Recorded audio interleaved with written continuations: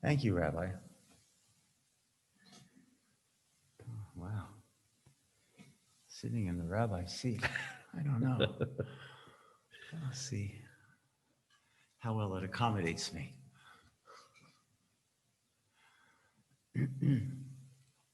I thought perhaps this morning, since it's our only shofar blowing day, that I wanted to take the shofar and I wanted to make it both the eloquent and effective text that Sid has made it, and also the commentary that we have a chance to make it as well. It is an extraordinary instrument that joins together with another extraordinary instrument, this one, and makes for an extraordinary language that comes out of the depths, out of our imagination, out of the images that we have of the scroll and of this scrolling, turning horn, or else the flat one that sits on the Ashkenazi reader's desk. And who knows what kind of legends are going to come from those kinds of the circumstances where they are being blown. Am I blowing myself away here? Thank you. It's nice to have tech people. Thanks for being the tech person.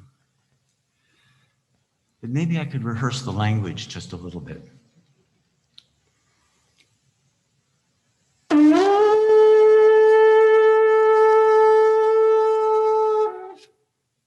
Understood so far?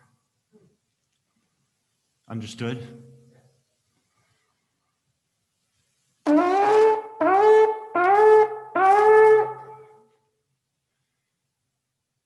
Another verse, another understanding, another nuance.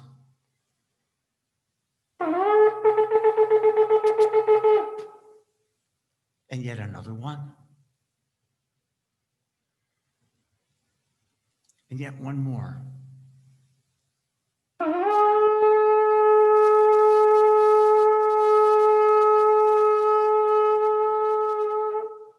Because apparently the story is not complete until the first one is sounded again last. Why is that so? Why do the sounds sound the way they do? Why are they of the duration that they are? Why do they have the kind of wobbles in them that they do?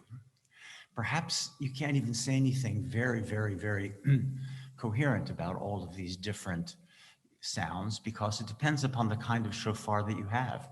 If you have a flat one that sits on an Ashkenazi desk, reader's desk, so it won't roll off or give the reader another kind of v'yekesha moment to have to worry about whether the shofar is going to fall off, or whether it's a long one that's an ibex or a mountain goat horn.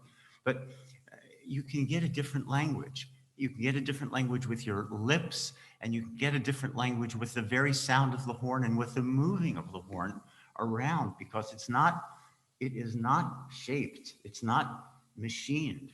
The horn goes with its dips and its narrows and its spacious places wherever it goes, and your mouth follows the dips and narrows and spacious places wherever they will go.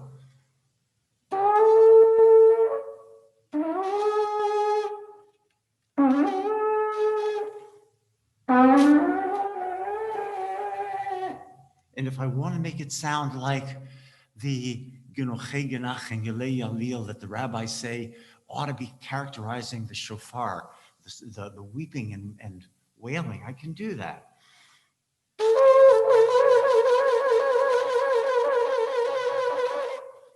And I can make it like people who are crying over somebody just lost, over a fresh grave, over a fresh loss, over a fresh reality. How do we know how to do that? Who tells us how to do it? The most ancient sources that we have do not tell us how to do it, but apparently they know, such that by the time Rabbi Abahu in the 3rd century comes and systematizes it, he tells us such things like, well, a tekiah has to come first and a tekiah has to come last. Why? He doesn't exactly tell us. And a shavarim comes before the teruah. And you have separate categories for doing each of them. The Shvarim and Teruah can come together with a Tekiah and Tekiah, and then Shofarim will come together with a Tekiah and Tekiah, and Teruah will come together with a Tekiah and a Tekiah, but he doesn't tell us why. Rabbi Abahu from the 3rd century, the Rambam, Maimonides, will tell us, Mipi HaShmuah, it comes from what we hear. The shofar comes from what we hear. It is essentially a cry. It's the cry of the people of Israel. And why does it take this shape? And where do we learn it from, after all? Where do we learn the geschrei like this? And there's a place in the Bible where Sisera's mothers scream because she knows that her Syrian general's son isn't coming home anymore. It's called Yivavah. And so sometimes we have Yivavah or Yivavot as added to one of the names of the notes of the shofar, the teruah, just in order to expand the circle of mourning in a way to gather in more than just the people of Israel. But essentially, the stylized cry of the people of Israel is what we are supposed to be hearing. What do we need to be hearing each year as we sound the shofar? Such extraordinary things. Really, Sid, I know you've puzzled over it for years, but the mitzvah is to sound the shofar. I don't quite understand that, do you? It's the mitzvah, that's right, but you're the only one who says mitzvah. You're the only one who declares the mitzvah. The one who blows the shofar is the only one who declares the mitzvah, not the people who are actually sitting and listening to it. So we entrust you to declare for us and to make for us this mitzvah, and then comes this extraordinary language that apparently is stylized and has come to us, and from the 3rd century on, has come to us in such a way that you have to start with a tekiah and you have to end with a tekiah, and that a teruah has to be 1/3 the size of a shvarim, and a shvarim has to be 1/3 the size of a tekiah, and more or less. It has a little room for a grace note here or there for maybe for another triplet if it gets out of control. But sound it, blast it.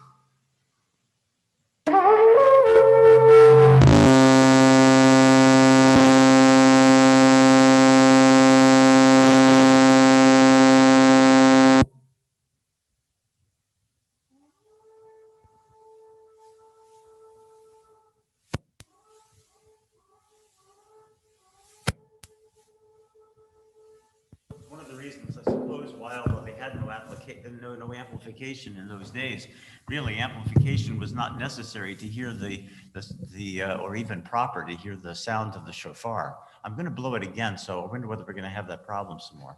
Yeah? Okay. You shouldn't be hearing a shofar. If you're hearing it from the echo inside of a cave, then you're not really hearing the shofar. You're hearing the echo from inside of the cave. So you have to hear a shofar. You have to actually hear it.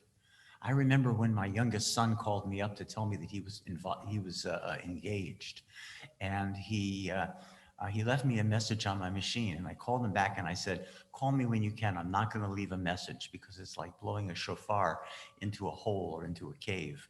I want to say yeshkayach to you, even though it's electronic. I want to say it to you over the phone, and I don't want to say it like I'm blowing a shofar into a cave. There's something strong and something immediate that has to happen. And I suppose part of the variation in the language is how the language is said, is spoken. And Sid, among others, is a faithful carrier of that language. And the other piece of it that Sid can't really control, despite all of his artistry, is how's it heard? How's the shofar going to be heard in 2020, where it wasn't heard that way in 2019? How about breaks? How about sounding of an alarm? In the Bible, the shofar is used as a sound of an alarm. It's used to signify God's presence. It's used to signify kingship. It's used to signify battle cries. All of those things we can find to be appropriate. I want to sound it one more time. I hope I don't disrupt anything, or maybe I. Okay.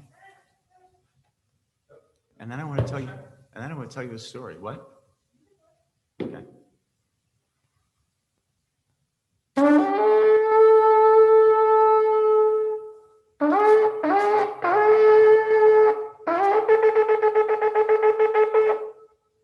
Maybe it shouldn't have that rising fifth. Maybe you shouldn't have a trumpet player or a trombone player play the horn. But how about just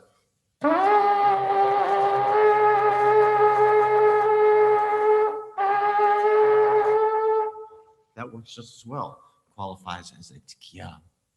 There is a story well told and well known that I'd like to repeat to you, perhaps with a little bit of variation. A story about Rabbi Zev Wolf, who is the Baal Tekiah of the city of Mezhebosh.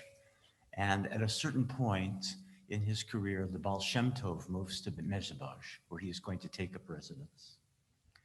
Rabbi Zev Wolf reported in many sources, not the least of which is Shifchei Habesht, and also Agnon's Days of Awe. But Zev Wolf is not a patron of the Baal Shem Tov.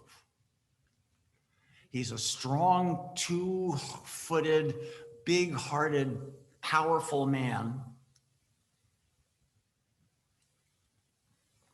And he has earned the right to be the Baal Tekiah of this town. And to be a Baal Tekiah doesn't only mean to be one who's in charge of, just nominally in charge of the shofar, but a Baal Tekiah, like a Baal Kanafayim is a winged creature, a creature that has wings on it. Baal means something that is well equipped to, as naturally handles it and wields it like a part of his or her body, Baal Tekiah. And we have them here. And Zev Wolf was apparently a Baal Tekiah in a very powerful way, taking a two-footed stance in his congregation and not always on the same page as the Besht. The truth is that he started to be won over by the Besht. He started to be won over by the Baal Shem Tov's mystical, magical teachings. And this man who had his feet planted more in the political world was somehow slipping and sliding more and more into a world where it was perhaps easier to get around something than to get through it. Maybe he was looking for a larger, higher way to get around the world rather than to go through it. And as the Baal Shem Tov was honored that the great Rev Zeb Kitzis was becoming a disciple of his, he also realized that something would be lost if he capitulated totally and became the mystic. Could he be the mystic or the mystically inclined person who also needed to have both feet anchored in the world and his feet in the common ground of what was going on in the society? Is that possible? And the Baal Shem Tov hit upon a plan. Perhaps his plan is well known. He called Reb Zev Kitzis to him and said, I want you to learn the 49 notes, the names of the notes and the mystical meanings on all the levels of what the notes mean and what a tekiah means and what a shavarim means and what a teruah means and how they're all put together and the permutations in each world as it goes up. And as you go up and up and up in your consciousness, saying tekiah, and then blowing one, a gate will unlock and a door will unlock. And a barrier between Israel and the people of Israel will disappear. And Shavarim, you'll think about the names of the mystical, magical permutations of Shavarim and Teruah and Tekiah.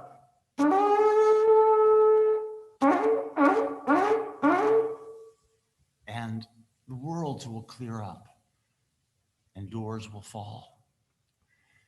And so it was too much for Reb Kitzis to actually do this. And so the Baal Shem Tov wrote it down for him. He wrote it on a piece of paper. You know the story. He wrote it down on a piece of paper and he gave it to the Baal Shem, to Reb Kitzis to learn.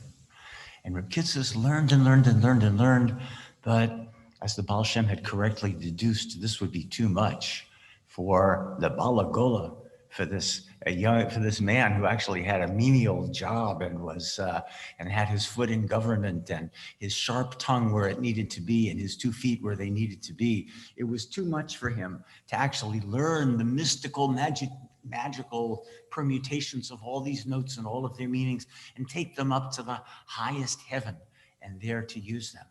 All he knew was tekiah. Tekiah means anchored. It means anchored.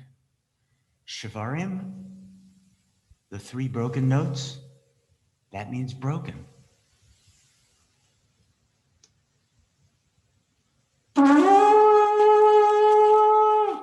Tekiah, anchored. Where's it anchored? Where is it anchored?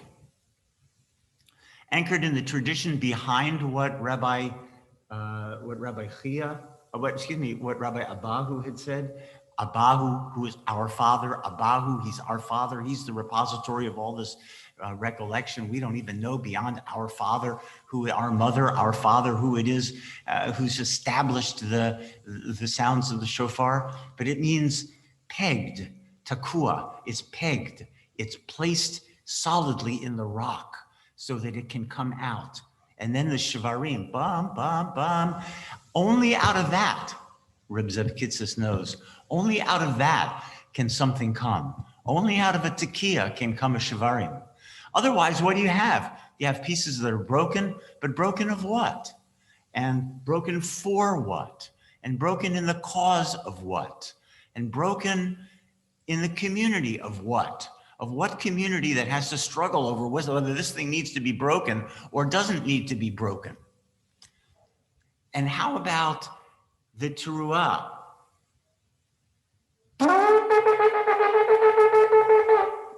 At least 3 triplets. What about the teruah? Are those things that are even more broken? Or perhaps they're things that are more teruah. The word teruah suggests tremulous. It suggests rocky. It suggests like a sulam ra'ua, a shaky ladder. It's shaky. It's not so clear. But all of that, once again, needs to be anchored in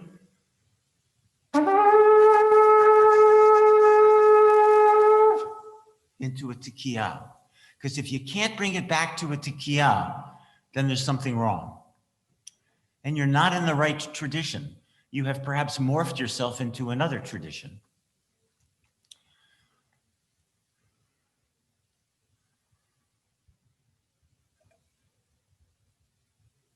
Reb Zev Kitzis cried his way through the sounding of the shofar that year. And he didn't know what to do because he could not remember the names of the mystical notes, the permutations that were necessary in order to break down the doors, unlock the doors of the highest heaven. And the Baal Shem Tov came over to him after it was done, accepted his fervent apology, and he said to him, you know, up in the heavens above, in the palace of our Father, in his heavens above, every room and every hallway has a door. And every door has a key. And every key fits the lock. And every lock can be opened. And each lock can open all of those many, many enclosures into a oneness that is vast. That's what you were to do with the mystical permutations of all of the notes and their names. But there's another way of breaking through those doors. There's another way known to this world, and it's an axe. An axe is the master key. You want to break into a room, into a castle, into a palace, and connect all of the spaces, all the interior spaces in this room? Let it be a key. Let it be an axe that's going to be your master key. That's it. Up in heaven above, it is not that, but it is a broken heart. And if you break your heart, you will break down the doors and break down all the differences from one space to another and create one huge space where everything can be understood and within which everything can be comprehended. You have used your broken heart in place of a key. And you have, with your axe-like heart and your two-footed stance in the world, you have broken down the doors. Yashakayach. That's the way to blow the shofar. That's what makes you the Baal Tekiah, the one who is the master of it, who lives it. Don't try to go someplace else more erudite. Stay where you are and blow the shofar and wield your axe. And there, Zev Wolf Kitzes learned a lesson about staying in the world. Be a follower of the Baal Shem Tov, but stay in the world. Break down the doors with an axe. Don't declare the Shvarim to be, things that are broken. Here we are, Israel, with the collective sigh of Israel, proclaiming things that are broken and things that are rickety and things that are tremulous. No! What needs to be broken? These are things, I want to turn myself to this during this afternoon and also this year. I want to ask you, Rabbi Graber, to think about it and maybe even respond to me in a minute or two. I'm feeling like to say Shvarim in the year that has characterized our year, with all of the things, all of the overlays of viruses and sicknesses of various kinds, social ills, societal ills, political ills, all the things that are afflicting us.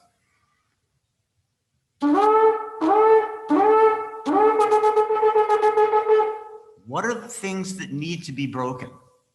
What are the things that we just can't do anymore the way we used to do them? We need to be thinking about those kinds of things. We need to be thinking about, you can't have those statues anymore. Not there, not that way. You can't say that thing anymore. You can't do that thing anymore. We as a society say it. We as a Jewish community say it and think about it and ought to think about it. And I wonder whether we should use the shofar more than just on Rosh Hashanah. I wonder whether the shofar has a place for us in Elul, let's just say, to have a foothold, because we already have a foothold in Elul to say it every day. Should the call of the shofar be a call to consciousness every day in Elul, for people to say, what is too much? What must we not do now? What must we do now? We must break the habit of not talking to our kids about this. We should break the habit of not talking to our children about that. We should break the habit of singing this particular song or of using this particular slang. And we should break the habit of not speaking out when people offend us. I know we like to be delicate and we like to steer people away, but suppose we were to just say, I cannot talk to you on those terms anymore. Is there a way to learn to say that is helpful and hopeful? I don't know. I'm probably putting you on the spot, but I don't mind. Is that possible? Is that a social project? Is it something that seems necessary for Jewish communities to do? I remember Danielle Hartman in Jerusalem some years ago saying to me, when somebody invites me to his house to eat, I figure out reasons to go. It's like, that's my kashrus. My kashrus is to try to figure out reasons to go, because I want to expand community. And I want to expand the community with Ronald Godby's church, and I want to expand the community with the Muslim communities in town. And I want us to think about the projects that are going to expand those contacts. And maybe there are other things that I'm not thinking about. Can we think out loud about it? I mean, maybe not right now, but what do you think? You know, the first thing that I think about is the synagogue is in a neighborhood, and there are people right around us who need. And we've built a beautiful building, and this building has to be a place that's a source of food and toiletries. And we have to break the barrier between, and that can be scary, by the way, because sometimes as Jews, we want to keep under the radar and keep ourselves safe. But it's worth risking to break down the doors and to be a source of light. So maybe a little breaking of our own doors. Maybe a little breaking of our own doors. How do we expand community? How do we sit in somebody else's house and eat? How do we invite them to share community with us in various ways? I wonder, just as I end, I usually say that like 20 minutes before I end or something, but I am going to end.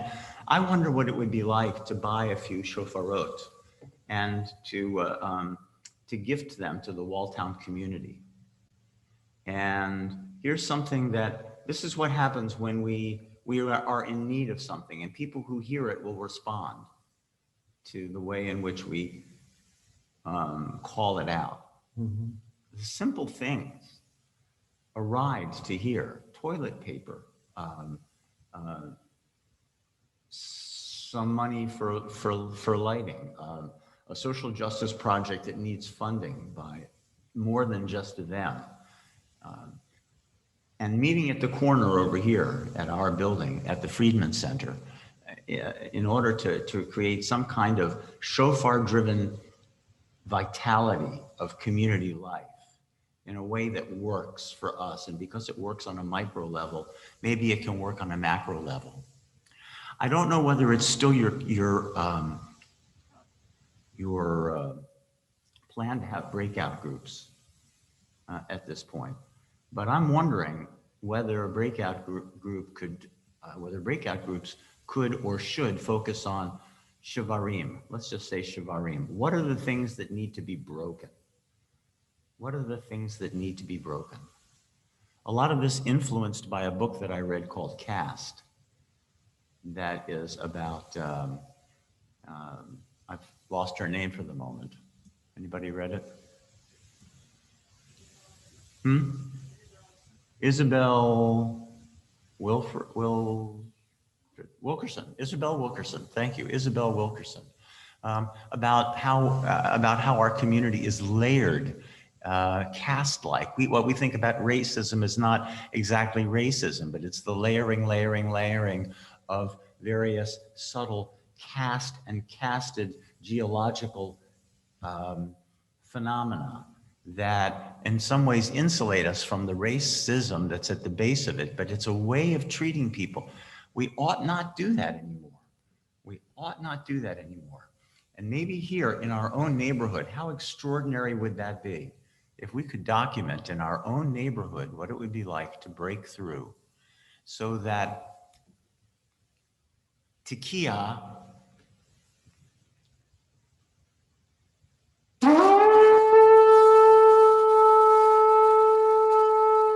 is anchored. It's anchored in something that we hold dear. It's got to be. We got to have a tekiah before anything else. And shavarim, these are the broken things. Maybe there's some things we're not so sure are that broken or need to be broken, or they're not on the edge of being broken. Maybe that's the rickety things. But all of that needs to be anchored again in a tekiah at the end. Says Rabbi Abahu, not me.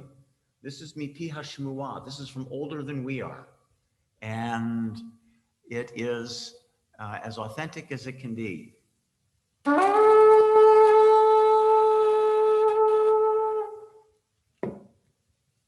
I've been taught by a friend of mine that the second tekiah ought to be different than the first tekiah, and that the tekiah gedolah is different still, and maybe that's the biggest tekiah, but that the second tekiah, there's a custom not to use the Temple Mount as a cut through. You don't say, if you're in the southwest part of the Temple Mount, you don't say, my favorite falafel stands over on the northeast side, and then just cut through the temple compound in order to go buy yourself lunch. That's not considered to be the right thing to do. But if you are already on the Temple Mount, how do you get off the Temple Mount? It is considered to be a praiseworthy thing to find a different way off, a different way out, so that you've completed the circuit in a different way. Maybe every time we get to a tekiah, after rehearsing the things that need to be broken and that need to maybe be broken, and we get back to a tekiah, maybe that tekiah ought to somehow be different. And we have the mechanism for operationalizing that here. And for not only operationalizing it, but moving it into the spiritual language of our ancestors. We don't know where it comes from, but it's the stylized cry of the people of Israel. It's how we learned how to cry, and how at least Rabbi Abahu imagined that we were learning and had learned how to cry, and the proper way of expressing it so that we could actually carry it forward and learn from what it is that ails us. Thank you for listening. Thank you, Rabbi Sager.